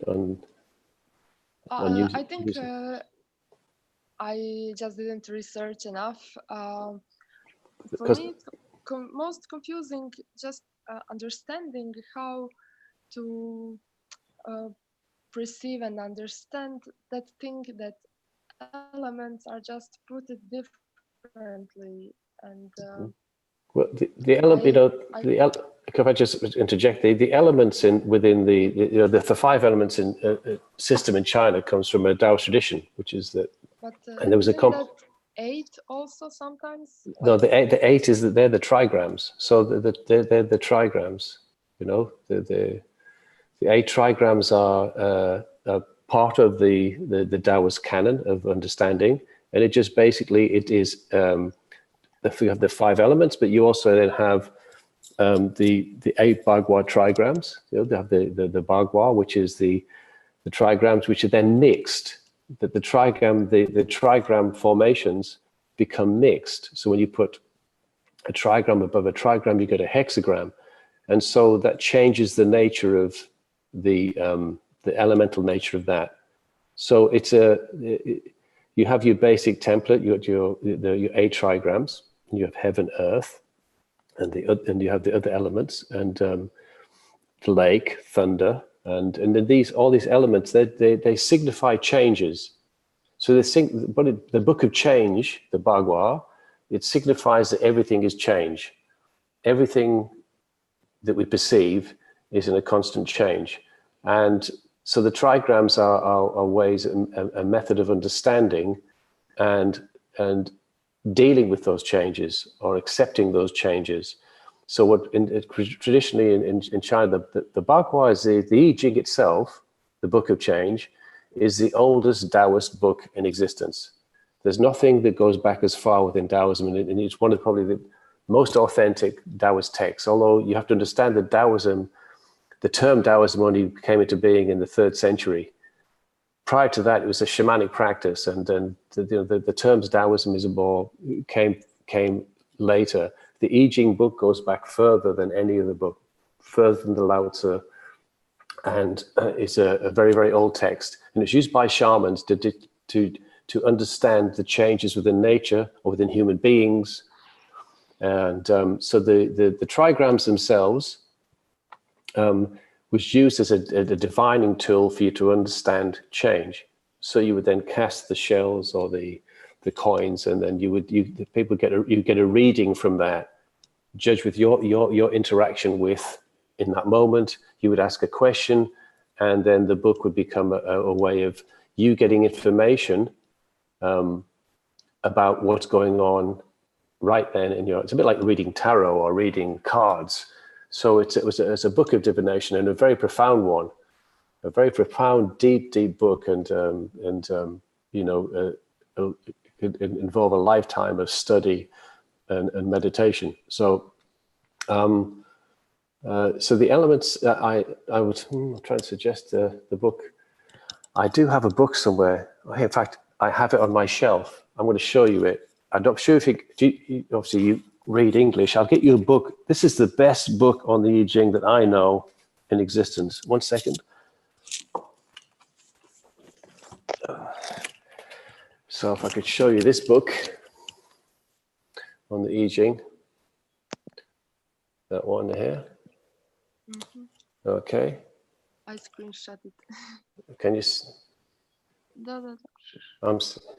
That's okay. So that is the complete work I Ching by a man called Alfred Huang, and this man had a lineage in divination and in the I Ching, and made a promise to his master that he would put this down in writing, because a lot of the renditions of the I Ching in the West are not from genuine, or not genuine, that's a disingenuous way to say that, but not from a living lineage.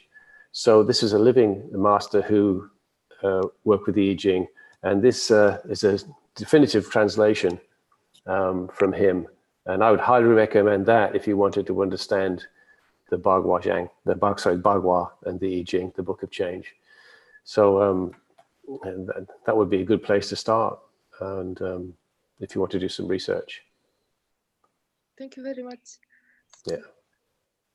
It's really concrete and perfect answer. Thank you.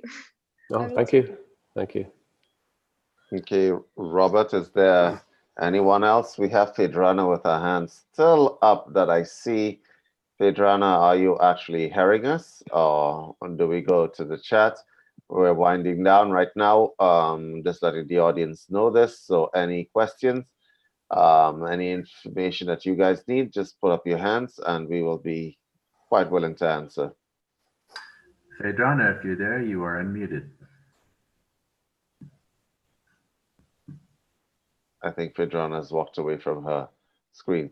So let's go to the chat because I see some activity in the chat. I believe it started with Lenny. And it says, do you guys protect yourself every day? Energy protection. Spiritual practice is an everyday thing, Lenny. For sure, yes, you must do the work every day. It becomes part of you. And any advice on people owing you? And it's quite a large sum of money, 27,000. Oh, I don't know, dollars. I don't know whether that's US or whatever. I don't know what currency that is. They were manipulated, but I was also too nice. What things you would say to yourself to help let it go? It's been a year of thinking about it and feeling resentful and toxic looping thoughts of it's not fair. Okay, so Liddy, $27,000 is a lot of money.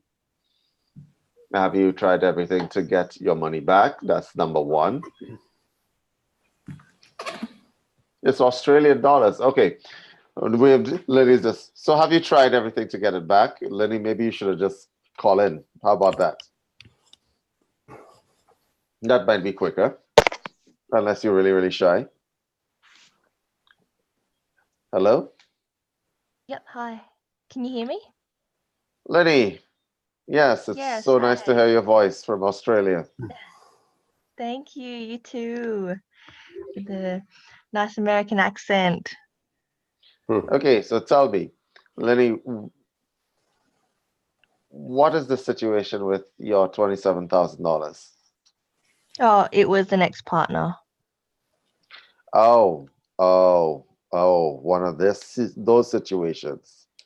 Yeah, like in the relationship, I sort of like gave and gave and gave, and then it ended suddenly. And like I was left feeling like, wait, this is so unbalanced. This is not fair. Well, it's definitely not fair. So it wasn't a formal loan. It was a loan that you gave of yourself. Am I correct? It was money that I had given because he didn't have any, and it just kept sort of building up over time that we were together. Okay. So I guess I'm a creator in the way that I have my own business and I have my own flow, and he didn't have any money. He had quite bad luck with money, so I kept giving, and then the relationship ended suddenly. And I just sort of feel a little bit like there's an imbalance in energy, like from that relationship, and he's just disappeared. And I guess part of me feels a little bit like this is not fair.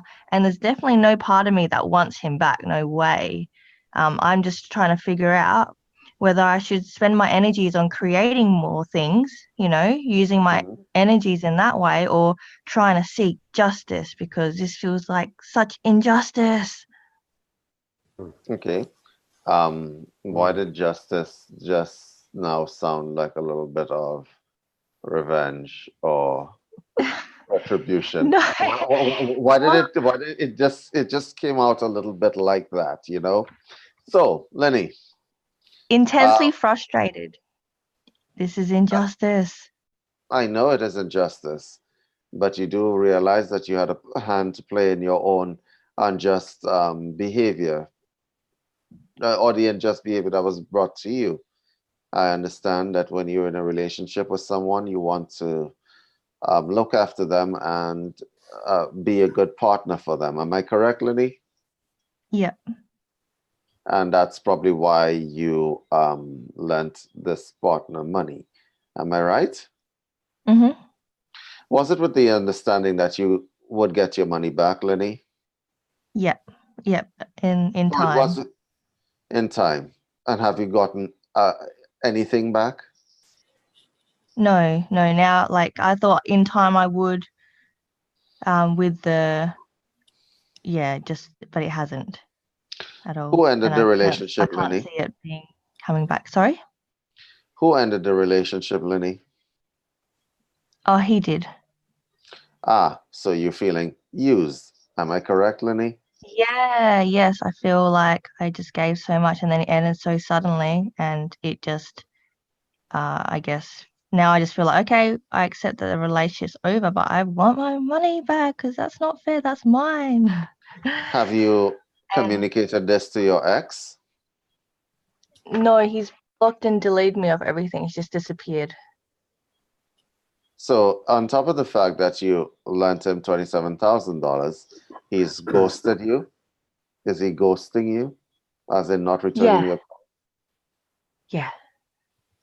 hmm So that's probably why you're feeling the injustice. Am I correct? Yes. Okay. So now you have choices to make. Mm. And there are a number of options. I can give you some advice. You're under Australian law. Under Australian law, I believe the same thing applies. You don't have a promissory note. Do you have a witness at least? I feel like I do have all the bank statements and things like that, but I feel like what I'm saying to myself is your energies are better creating things that you like and enjoy doing rather than going down this road where it's the court and it's all serious, filling up this paperwork, going to court, thinking about the issue that's bringing you down and making you feel disempowered every time you think of it because it's still out of my control in a way. Understood. I just feel like my energies are much better creating things that I like to do and putting things out in the world that give me a money dollar back, and being of service and helping others. But I just can't quite kick this feeling of this is so unjust. Like I have the thoughts that come back, every now and again, and I just get going down a downward spiral every time I go into that space. And I'm just curious whether you guys have any, I don't know, just words of wisdom that can just help me get over this. Before we get there, can I ask you a question? Mm-hmm. Do you think that this will ever happen to you again? No. Well, it's a good thing that it happened, is it not?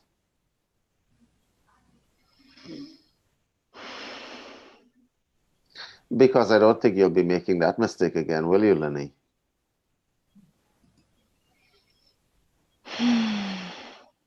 Hmm? Do you have to think about that one? Are you making the same mistake now, Lenny? Well, Ah, I see. Hmm. So, Lenny, no, can I ask you a few surgical I guess questions? in a way, like, because I do have money in my account, like like, I'm not abundant. Like I said, I have a business, so I do have some money there. It's not heaps, but when I can give, I give. And but yeah, sorry, what were you saying? I feel like I interrupted you. No, you didn't. You're answering my question, and you're answering the question quite well. Lenny, may I make a suggestion to you? Mm-hmm. To give is a wonderful thing, but to give in a smart way is even better. Okay? And when I say smart, it's nice to give off the top of your heart. But if you are going to give as a matter of reflex or as a matter of I'm obligated to do this because I am a nice person, then that would be the exact definition of somebody who can be taken advantage of. Okay? You understand? Do you understand me? I understand that you have a very good spirit, but my caution to you here is that you think of the situation you're giving. If you're giving to someone who doesn't have food, who is down on their luck or whatever else, family member, it might be someone on the street, but you're trying to help, you do it in a spirit of assistance.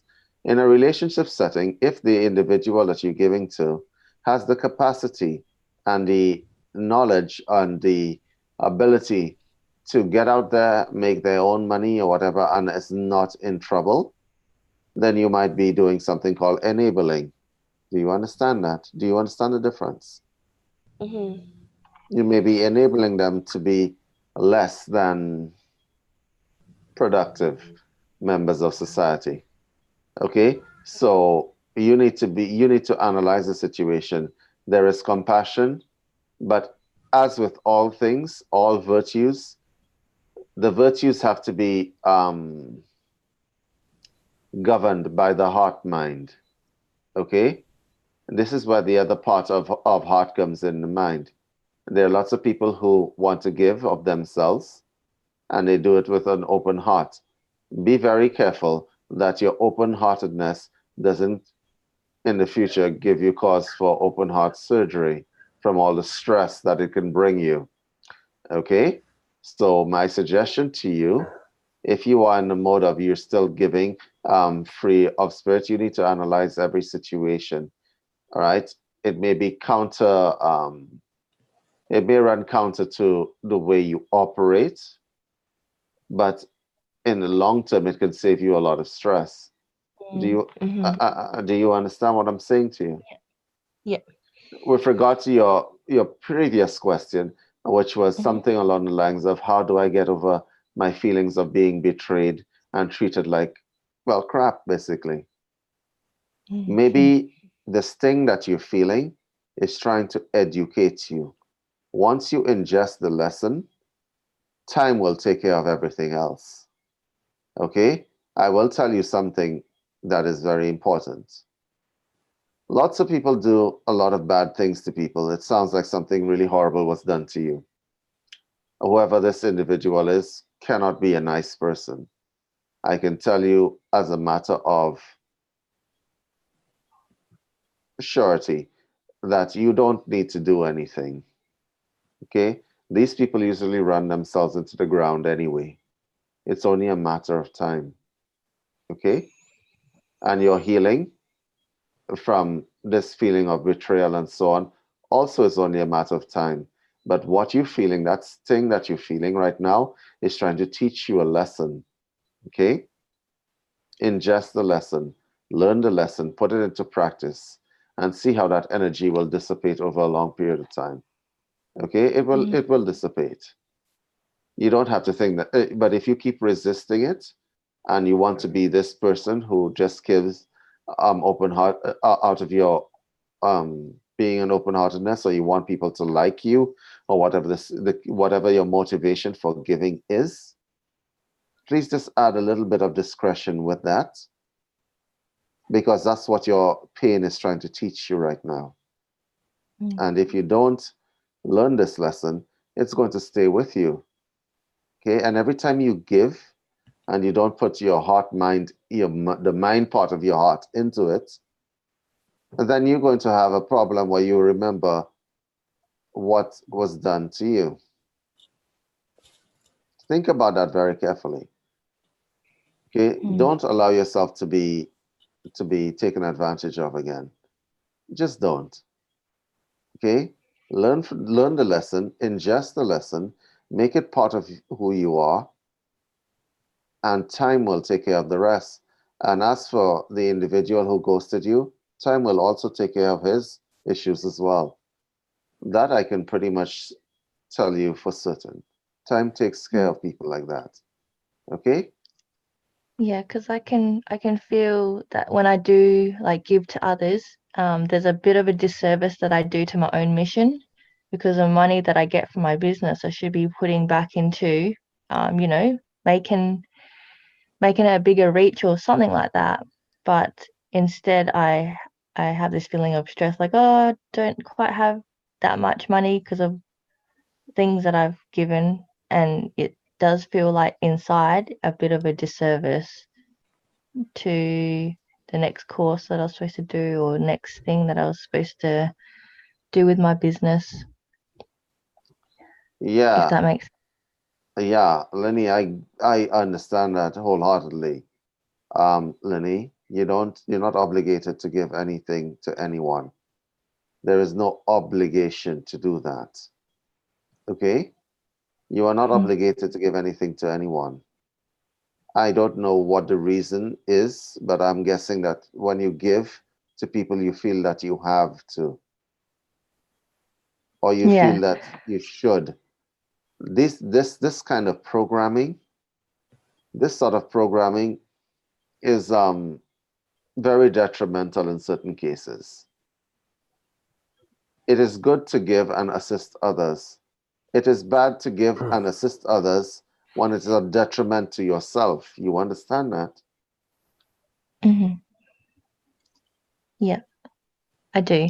And I think, like, is it a healthy thing to say to myself, like, in the getting over the money amount stuff, just to say, like, the best, thing is having the freedom and free will to create every day, and money isn't, as big as, I guess, the feeling that comes up of, oh my God, that was so much money, that should have been mine, I should have, I don't know, those sort of thoughts. Instead of thinking that, to say, like, oh, it is like the best frequency is love and being able to create. Yes. I understand that you're approaching this from a purely esoteric point of view. Lillian in the chat room has actually brought up another dimension to it. It is ancestral programming. Lenny, if you are approaching the concept of giving from a point of view of an obligation, then you need to switch that off, and you need to switch it off yesterday. Okay? You need to switch it off, because what you are doing, if you're giving a piece of yourself to people, especially in the relationship that you just came out of, and you continue to do it, you are bleeding your own self dry. Do you understand that analogy? You only have so much energy to give. You only have so much energy to create new things.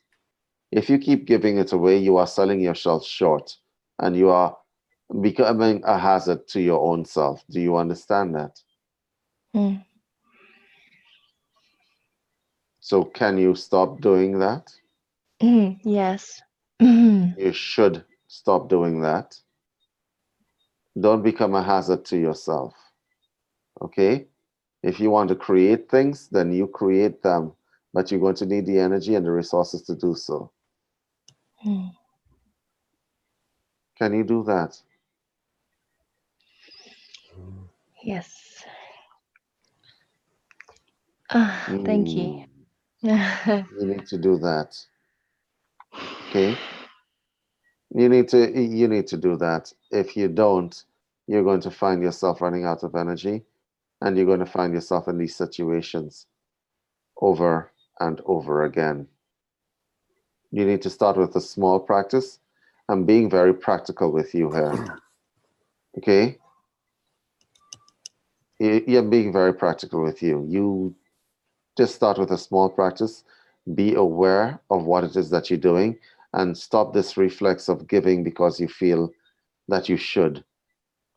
You give when you know that the individual that you're giving to is in a situation which actually requires your help. And do not enable people to continue to depend on you. Okay? If you want to help them, advise them to get on their feet. Make sense?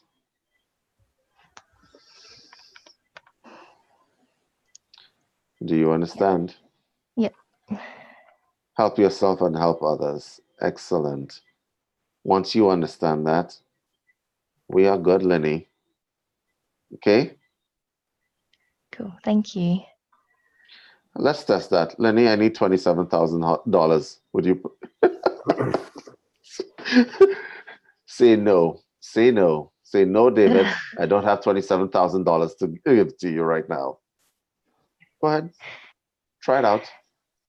No, David. No, I don't have $27,000 to give to you right now. No, not ever. God, Well, I feel thank so you, bad. Lenny.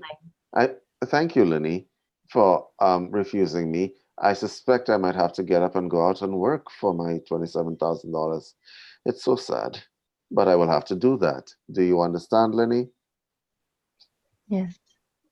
Good. Robert, we need another call. Thank you, Lenny, for calling in. Okay. Thank you. Thanks very much. Bye. Actually, we're past the top of the hour, and we don't have any hands up at the moment. Excellent. So we're going to call it a wrap for tonight. Once again, I'm sorry to the audience that Andrew could not be here. He's not feeling well tonight, and we took the show today. We absolutely enjoyed being with you guys, and I guess we can see you guys in the future. Andrew will most likely be here next week. And I guess we're signing out. Chris, you have anything else to say to our audience? No, it's been very interesting to listen to the quite a wide range of calls, and you know, if we didn't get to anyone, I guess we could probably do it again at a future point. If there's any more questions, but thank you very much for having me on the show, and I wish everyone well, and thank you very much. Excellent.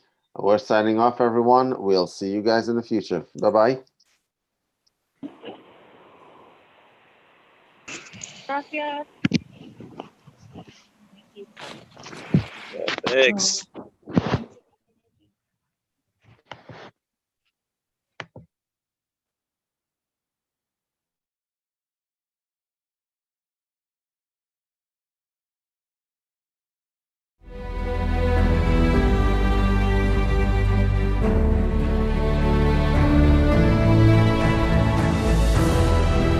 Each different bubble of reality is true.